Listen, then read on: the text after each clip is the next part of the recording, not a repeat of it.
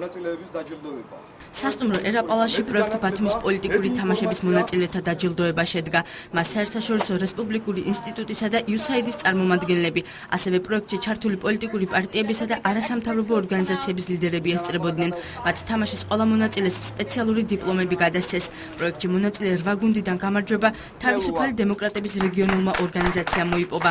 პოლიტიკური თამაშები ახალგაზრდული ფორუმისა და საერთაშორისო რესპუბლიკური ინსტიტუტის პროექტია, რომელიც ამერიკის შეერთებული შტატების განვითარების სააგენტოს ფინანსური მხარდაჭერით ხორციელდება. აღნიშნული თამაში ბათუმში პირველად ჩატარდა და იგი ახალგაზრდებში პოლიტიკური ტექნიკის დახვეწას უწყობს ხელს. დღევანდელი თამაშის გამარჯვებული, აჭარის პოლიტიკური თამაშების გამარჯვებული არის ახალგაზრდა თავისუფალი დემოკრატები.